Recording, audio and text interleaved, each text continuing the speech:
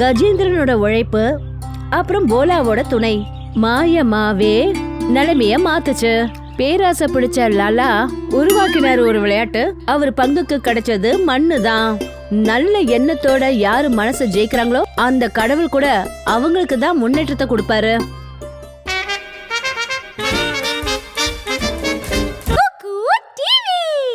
பயங்கரமான வெயில்ல அந்த கிராமத்தோட அந்த நாள் தொடங்குச்சு. காற்று லேசாவும் சூடாவும் இருந்தது. அப்புறம் நாலாபுறமும் வறண்டு போய் தெரிஞ்சது. கஜேந்திரன் தன்னுடைய வளர்ப்பு ஒட்டகம் போலாவோட சூடான மண்ணுல நடந்து வந்துகிட்டு இருந்தாரு. போலா தன்னுடைய முதுகுல வண்டியை இழுத்துட்டு வந்தது. அதுல சுத்தமான மாவா கச்சோரியோட போர்டு போட்டிருந்தது. ஆனா அங்க எந்த கஸ்டமரும் வரல. கொஞ்ச நேரத்துக்கு அப்புறம் கஜேந்திரன் போய் ஒரு பெரிய மரத்துக்கடியில நின்னாரு. அவர் தன்னுடைய தோல் துண்டால தன்னோட முகத்தை தொடச்சுக்கிட்டாரு. அப்புறம் போலாவ அன்பா தட்டினாரு. ஐயோ கடவுளே, என்ன விதமான பரீட்சை இது! கிராமத்துல எல்லாரும் தாகத்தோட இருக்காங்க. அப்புறம் என்னுடைய கச்சோரி கடை கூட ஆளே இல்லாம இருக்கு. இன்னைக்கு மட்டும் வியாபாரம் நடக்கலன்னா பாவம் இந்த போலு பசியோடு தூங்கும். அப்புறம் நானும் தான் மாவை வாங்கறதுக்கு கையில காசு கிடையாது. கஜேந்திரன் முகத்தை சோகமா வச்சுக்கிட்டு ரொம்பவே வேதனையோட இருந்தாரு. தெருவுல அந்த பக்கம் லாலாராம் அவரை பாத்துக்கிட்டு இருந்தாரு. அவருக்கு ஒரு பெரிய ஸ்வீட் கடை இருக்கு. அங்க நிறைய சாப்பிடறதுக்கான பொருள் இருக்கு. அவர் ஃபேன் காத்துக்கு கீழே ரொம்ப நிம்மதியா உட்காந்துருக்காரு. அப்புறம் கஜேந்திரனோட நிலைமைய பார்த்துட்டு சிரிக்கிறாரு. அப்புறம் அவர் எழுந்தாரு. தன்னோட கடையோட கதவு வரைக்கும் வந்தாரு. கஜேந்திரனை கிண்டல் பண்றதுக்கு முயற்சி பண்றாரு. ஏம்பா கஜேந்திரா, வாயில்லாத ஜீவனு ஒட்டகத்தை ஏன் இப்படி கஷ்டப்படுத்துற? கச்சோடி செய்யறதுக்கான பொருளே உங்ககிட்ட இல்ல. ஆனா எதுக்கு இந்த டிராமா? ஆனா என்னுடைய கடையை பாரு, இங்க அற்புதமான சுவையான நெய் வாசனை இருக்கு. நீ போய் எங்கேயாவது கூலி வேலை பாரு. கச்சோடி விற்கிறது உனக்கு முடியாத காரியம். லாலாவோட கடையில உட்கார்ந்து இருந்த இன்னொரு கஸ்டமர் ஷேர் சிங்கும் இத பார்த்து சிரிச்சிட்டு இருந்தாரு. லாலா ஐயா சொல்றது உண்மைதான் கஜேந்திரா. இனிமே இந்த கிராமத்துல மாவா கச்சோடியை யாருமே வாங்க மாட்டாங்க. எல்லாரும் ஏழை ஆயிட்டாங்க. அப்புறம் உன்னுடைய கச்சோடியில முன்ன மாதிரி சுவையும் கிடையாது. தோல்வியை ஒத்துக்கப்பா. சுவைன்றது நல்ல எண்ணங்களோடு தான் வரும். இன்னைக்கு எனக்கு மோசமான நேரம், ஆனா நாளைக்கு எல்லாமே சரியாயிடும். என்னுடைய உழைப்பு மேல எனக்கு நம்பிக்கை இருக்கு. உழைப்பால வயத்தை நிரப்பிக்க முடியாது, பணத்தால தான் நிறையும். போ, இங்க இருந்து போயிடு. கஜேந்திரன் இதெல்லாம் பார்த்துட்டு இன்னும் சங்கடமாயிட்டாரு. அவரு தன்னுடைய ஒட்டகம் போலாவோட அந்த இடத்த விட்டு போறதுக்கு முடிவு பண்ணாரு. கொஞ்ச நேரத்துல அவங்க ரெண்டு பேரும் அந்த இடத்த விட்டு போயிட்டாங்க. அன்னைக்கு சாயந்தரமே கஜேந்திரன் கிராமத்துக்கு வெளியில ஒரு பழைய கோவிலுக்கு போனாரு. அப்புறம் அங்க கொஞ்ச நேரம் ஓய்வு எடுக்கிறதுக்கு நினைச்சாரு. அவர் அந்த கோவிலுக்கு பின்னாடி போயிட்டாரு. அவரு போலாவை ஒரு பழைய மரத்துக்கடியில இருந்த ஒரு பழைய ஷெட்ல கட்டி போட்டாரு. அப்புறம் அவரும் கோவிலோட சுவர் மேல சாஞ்சுக்கிட்டு உட்காந்துட்டாரு. அவர் தூங்கலான்னு முடிவு பண்ண போது அவருடைய பார்வை ஏதோ கல்லுக்கு கீழே மறைஞ்சிருக்கிற ஒரு பழைய மரப்பெட்டி மேல பட்டது. அவர் அங்கிருந்து எழுந்து அந்த இடத்துக்கு போனாரு. அந்த பெட்டியை வெளியே எடுத்தாரு. அப்புறம் அந்த பெட்டியை ரொம்ப கவனமா பார்த்துட்டு இருந்தாரு. என்ன இது? இந்த மாதிரி ஒரு இடத்துல இந்த மரப்பெட்டி எப்படி வந்தது? இதுல யாராவது தொலைச்சிட்ட பொருள் இருக்கா என்ன? நான் இது என்னன்னு பார்க்கணும். கஜேந்திரன் மெல்ல மெல்ல அந்த பெட்டியை திறந்தாரு. அங்க உள்ள விசேஷமா எதுவும் தெரியல. ஒரு சின்ன வெள்ளை மாவா துண்டு தான் இருந்தது. மாவா பாக்கிறதுக்கு சாதாரணமா தான் இருந்தது. ஆனா அதுல லேசா ஒரு பளபளப்பு இருந்தது. அப்புறம் அதுல இருந்து இனிமையான ஸ்மெல்லும் வர ஆரம்பிச்சது. அவர் அந்த மாவாவை எடுக்கலான்னு முயற்சி பண்ண போது அவருக்கு முன்னாடி திடீர்னு ஒரு தெய்வீகமான மனுஷன் தோன்றினாரு. உன்னுடைய நேர்மை தான் என்ன இங்க வர வச்சது. இந்த பொட்டியில் இருக்கிற மாவா இருக்க, அது என்னைக்கும் முடியவே முடியாது. நீ இதை உன் கச்சோடியில போடு. யார் இதை சாப்பிட்றாங்களோ அவங்க மனசு சாந்தம் அடைஞ்சிரும். அப்புறம் அவங்களுடைய நோய்கள் கூட விலகி போயிடும். ஆனா ஞாபகம் வச்சுக்கோங்க, என்னைக்கு நீங்க பேராசைப்படுறீங்களோ இந்த மாயை அப்பவே தீர்ந்து போயிடும். மகாராஜா, நான் என்னன்னு சொல்றது? நீங்க முழுக இருந்த என் படகை காப்பாத்திட்டீங்க. நான் வாக்கு கொடுக்குறேன், என்னைக்கும் நான் பேராசைப்பட மாட்டேன். அப்புறம் எல்லாருக்கும் பாசமா கொடுப்பேன். தத்தாஸ்து மகனே, எப்பவும் உன்னுடைய எண்ணங்களையும் கருமங்களையும் சுத்தமா வச்சுக்க. இதுதான் உண்மைக்கான பாடம். அந்த தெய்வம் அவரை ஆசீர்வதிச்சது. அப்புறம் சில நொடிகள்லயே அவர் காணாம போயிட்டாரு. கஜேந்திரன் அந்த மாவை தன்னோட கையில எடுத்துக்கிட்டாரு. அப்புறம் அங்கிருந்து புறப்பட்டு போனாரு.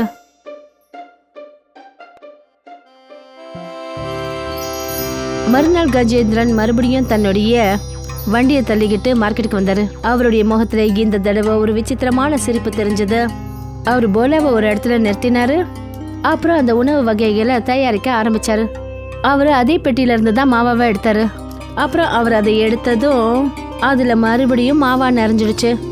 இத பார்த்துட்டு கஜேந்திரன் அதிர்ச்சி அடைஞ்சாரு. அப்புறம் அந்த மாவால அவர் மேவேவை சேர்த்தாரு. அப்புறம் கொஞ்ச நேரத்துல கச்சோரி பொரிக்க ஆரம்பிச்சது. நாலாபுறமும் வாசனை பரவிடுச்சு. அப்புறம் அக்கம் பக்கத்துல இருக்கிறவங்க எல்லாம் அவரோட வண்டியை நோக்கி வர ஆரம்பிச்சாங்க. அட, இது என்ன மாதிரியான வாசனை? எப்படி இருக்குன்னா அந்த சொர்க்கத்தோட வாசப்படியை திறந்துட்டா மாதிரி இருக்கு. கண்ணா கஜேந்திரா, இன்னைக்கு நீங்க என்ன பண்ண போறீங்க? திடீர்னு எனக்கு பசி அதிகமாயிடுச்சு. பாட்டிமா, இன்னைக்கு ஸ்பெஷலான மாவா கச்சோடி இருக்கு, வாங்க சுட சுட ஒன்று சாப்பிட்டு பாருங்க. இதுக்கு இடையில அங்க ஷேர் சிங்கும் வந்துட்டாரு. நேத்து கஜேந்திரன் அவரை தான் கிண்டல் பண்ணிட்டு இருந்தாரு.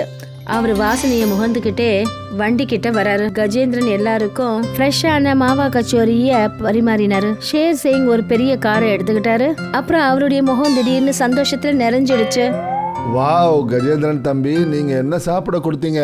என்னுடைய பல வருஷ சோறு போயிடுச்சு, என்னுடைய தலைவலியும் போயிடுச்சு. இது கச்சோடி கிடையாது, இது ஏதோ ஒரு அமிர்தம். இந்தா, இதுக்கு 5 நாணயங்களை வச்சுக்க. இல்ல ஷேர் சிங் அண்ணன், இதோட விலை ஒரே ஒரு நாணயம் தான், எனக்கு அதிகமா வேண்டாம். உண்மைதான் கண்ணா, என் முட்டி வலியெல்லாம் இப்போ சரியாயிடுச்சு. கடைசியில நீ ஒரு மந்திரவாதியா தெரியுற. எல்லாரும் இதை சாப்பிட்டுட்டு ரொம்ப சந்தோஷப்பட்டாங்க. மெல்ல மெல்ல இன்னும் ஆட்கள் கஜேந்திரனோட கடைக்கு வர ஆரம்பிச்சாங்க. அப்புறம் அவர் செஞ்சு கொடுத்த மாவா கச்சோரியை சாப்பிட ஆரம்பிச்சாங்க. அப்புறம் கஜேந்திரனோட ஸ்பெஷலான மாவா கச்சோரி அந்த மார்க்கெட்டே ஒரு பெரிய அடையாளமா மாறிடுச்சு. யாரெல்லாம் மார்க்கெட்டுக்கு வராங்களோ அவங்க கஜேந்திரனோட மாவா கச்சோரியை கண்டிப்பா சாப்பிடுவாங்க. போலாவையும் எல்லாரும் பாசமா பார்க்க ஆரம்பிச்சாங்க. மக்கள் அதுக்கு பொருட்கள் அப்புறம் கேரட் எல்லாம் வாங்கி கொடுத்தாங்க. அப்புறம் அதுவும் ரொம்ப சந்தோஷமா நின்றுட்டு இருந்தது. கஜேந்திர அப்புறம் போலா அவங்க 2 பேருக்குள்ளயும் ஒரு பொது தெம்பே வந்துருச்சு. கஜேந்திரன் மறுபடியும் டப்பாவில இருந்து மாவா எடுத்தாரு. தொடர்ந்து அது மறுபடியும் நிறைய ஆரம்பிச்சது. 2 பேரும் ஒன்னா பார்க்க ரொம்ப நல்லா இருக்காங்க. அப்புறம் சேர்ந்து மாவா கச்சோரி வியாபாரம் பண்ணாங்க. லாலாராம் தன்னுடைய கடையில இருந்து கஜேந்திரனோட கடையில மக்கள் கூடுறத பாத்துட்டு இருந்தாரு. அவருடைய வெற்றிய பார்த்து அவர் அதிர்ச்சியும் ஆனாரு. அப்புறம் மனசுக்குள்ள பொறாமையும் பட ஆரம்பிச்சாரு. அவரு நல்ல கவனமா பார்த்தாரு எந்த டப்பால இருந்து கஜேந்திரன் வெள்ளை மாவாவை எடுக்கிறாருன்னு. நேத்து வரைக்கும் இவன்கிட்ட உப்பு வாங்குறதுக்கு காசு கிடையாது, இன்னைக்கு இந்த கிராமமே அவன் பின்னாடி பைத்தியமா தெரியுது. இவன் ஏதோ மாய மந்திரம் பண்ணி வச்சிருக்கான். நான் அந்த பொட்டியை பாட்டாகணும். அப்படி என்னதான் அதுல இருக்கு? மாவா தீரவே மாட்டேங்குது. லாலாராம் தலையை அசைச்சாரு. ஏதோ அவருடைய மனசுல கஜேந்திரனோட வேலையை கெடுக்கிறதுக்கு ஏதோ திட்டம் தயாராயிட்ட மாதிரி தெரிஞ்சது. அன்னைக்கு ராத்திரி பயங்கரமா இருட்டா இருந்தது. வானத்துல நிலா வெளிச்சம் கூட கிடையாது. கஜேந்திரன் தன்னுடைய வீட்டு வாசல்ல கைத்து கட்டல்ல தூங்கிட்டு இருந்தாரு. போலாவும் ஆழ்ந்த உறக்கத்துல தூங்கிட்டு இருந்தான். வீட்டு வாசல்ல இரும்பு கம்பி போட்ட கேட் இருந்தது. அப்புறம் அங்கதான் வண்டியும் நிக்கும். அந்த மாய பெட்டியும் அந்த வண்டியில தான் இருக்கு. இதோ அந்த மாய பெட்டி. நாளைக்கு இந்த கஜேந்திரன் எப்படி கச்சோடி செய்யறான் நானும் பாக்குறேன். நான் இதை வச்சு மாவா கச்சோடி செஞ்சு இந்த கிராமத்திலேயே பெரிய ஆளாயிடுவேன். அப்புறம் அந்த கஜேந்திரனை ஒரு வழி பண்ணுவேன். லாலாராம் யாருக்கும் தெரியாம மெதுவா அங்க வந்தாரு. அப்புறம் இரும்பு கம்பி கேட் வழியா வந்து வண்டியில இருந்த அந்த மாய பெட்டியை எடுத்துட்டாரு. அப்புறம் அங்கிருந்து யாருக்கும் தெரியாம போயிட்டாரு.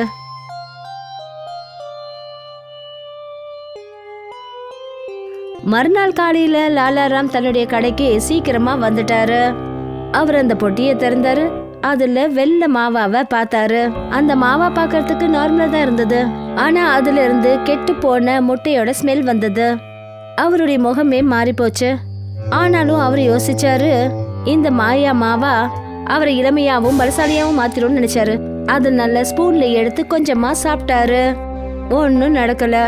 அப்புறம் அதுல இருந்து இன்னொரு ஸ்பூன் எடுக்கிறதுக்காக அந்த டப்பாவே தூக்கிக்கிட்டாரு. அவர் கையெல்லாம் எரிய ஆரம்பிச்சது. ஏதோ அந்த டப்பா நெருப்ப போல சூடாயிட்ட மாதிரி இருந்தது. அந்த டப்பாவை கீழே அவர் போட்ட போது அவர் பார்த்தாரு, உள்ள இருந்த மாவா அப்படியே மண்ணா மாறி போச்சு. ஆனா என்ன இது? இந்த மாவா எப்படி மண்ணா மாறிடுச்சு? அப்புறம் ஏன் இதுல துர்நாற்றம் வீசிக்கிட்டு இருக்கு? கஜேந்திரன் நிஜமாவே இதுல ஏதோ மந்திரத்தை சொல்லியிருக்கான். அப்படி இது எனக்கு சொந்தம் இல்லைன்னா இதை யாருக்கும் நான் சொந்தமா இருக்க விட மாட்டேன். இதுல என்ன நடந்ததுன்னு அவருக்கு எதுவுமே புரியல. அன்னைக்கு மதியமே லாலாராம் கிராமத்துக்கு மத்தியில தலைவருக்கு முன்னாடி ஒரு பெரிய பிரச்சனையை உருவாக்கிட்டாரு. அவருடைய கையில வெள்ளை பட்டி கட்டி இருந்தது. அவர் எல்லார் முன்னாடியும் அழுது அழுது தன்னோட விஷயத்த சொன்னாரு. கிராமத்து ஜனங்க எல்லாரும் அங்க ஒண்ணு கூடிட்டாங்க. அப்புறம் கொஞ்ச நேரத்துல கஜேந்திரனும் அங்க வந்துட்டாரு.